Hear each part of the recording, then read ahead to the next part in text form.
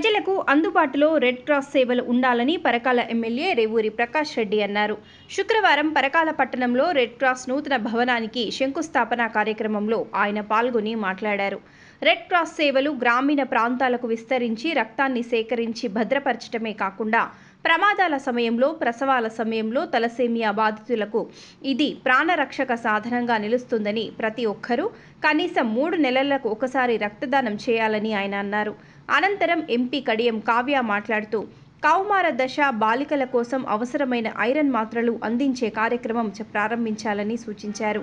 బాధితులకు అండగా red cross society ఉండాలని ఆమె కోరారు. రెడ్ క్రాస్ సేవలను గ్రామీణ ప్రాంతాలకు విస్తరించి ప్రజలకు అందుబాటులో ఉండేగా సేవలనుగా విస్తరింపచేయాలని ఆమె సూచించారు. ఈ కార్యక్రమంలో హన్మకొండ జిల్లా కలెక్టర్ ప్రావీణ్య, red cross society chairman doctor Vijayachander Reddy, red cross రాష్ట్ర పాలకవర్గ సభ్యులు ఈవి శ్రీనివాసరావు, బొమ్మినేని పాపిరెడ్డి, వేణుగోపాల్ మాగంటి, డాక్టర్ మాగంటి శేషుమాధవ్, డాక్టర్ సంధ్యారాణి, బిల్లా రమణారెడ్డి, ఇతర సభ్యులు, ప్రభుత్వ అధికారులు, పోలీస్, మున్సిపల్ అధికారులు, ప్రజలు పాల్గొన్నారు.